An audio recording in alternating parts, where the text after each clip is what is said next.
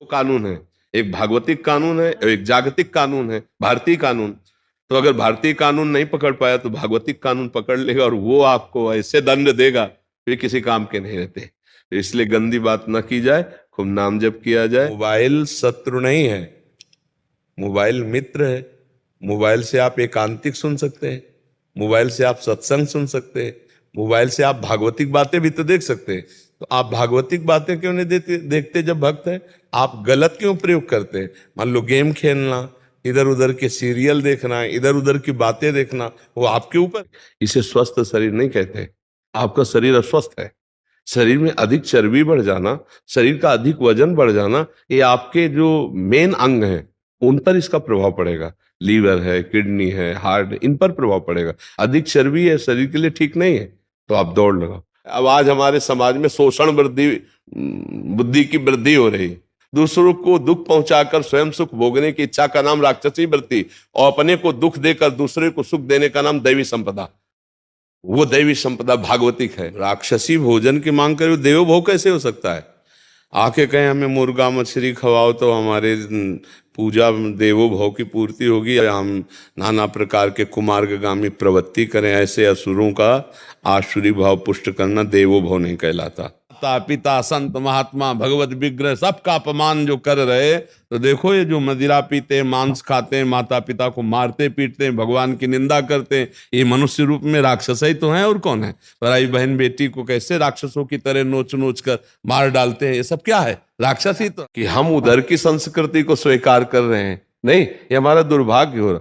वो हमारी संस्कृति स्वीकार कर रहे हैं, संयम नियम की तरफ बढ़ रहे हैं। हम अपने संयम नियम धर्म से भ्रष्टता की तरफ बढ़ रहे हैं। तो चाहे कहीं भी कोई पैदा हुआ हो, जब कल्याण का अवसर आता है तो उससे साधु संग, गलत आचरण खुद त्यागो। तुम में सब हिम्मत है, तुम सब कुछ कर सकते हो। अपने को भूल चुके हो, इसलिए ऐसी हालत हो चुकी है। जो तुम में सामर्थ है वही यहां सामर्थ है, वही बड़े बड़े महापुरुषों में सामर्थ है।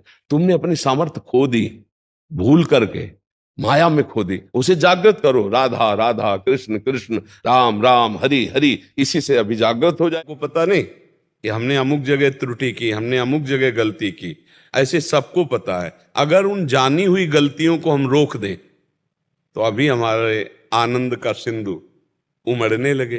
पर हम जानते हैं गलती, पर हमें पता है कि इस गलती में सुख है, इसलिए हम नहीं छोड़ पाते। पहली बात तो हमारा शब्द याद कर लो, नामे भक्ता प्रणश्यति। आप 2-4 बार नाम जप किए, हृदय से बोले भगवान मैं आपका, तो फाइनल में ये समझ लो नामे भक्ता प्रणश्यति।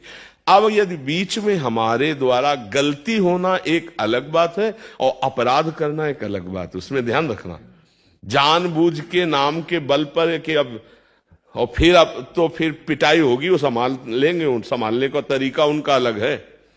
अब कलिकाल चल रहा है, अब भागने की जरूरत नहीं है।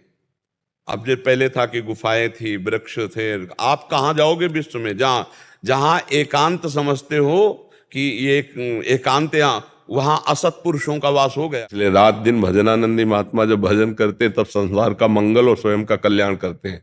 बाबा जी बनकर भंडारा खाना या ऐसे खा पी के ऐसे पड़े रहना तो नरक की प्राप्ति होती है, अगर भजन ना हो। कोई किसी को सुख दुख देने वाला नहीं, अपने कर्मों का भोग जीव को भोगना पड़ता है। और हमारे साथ विश्वासघात आज हो रहा है, और हम कल को भूल चुके हैं, लेकिन कल हमने उसके साथ विश्वासघात किया था, तभी वो हमारे साथ विश्वासघात कर रहा है, पक्का समझो। राम जी वैसा ऐसा, भगवान की एन किन प्रकारेण स्मृति आना हमारे लिए मंगलमय। जिस वस्तु व्यक्ति स्थान से भगवान का विस्मरण हो जाए वो हमारा दुश्मन है, वही माया है।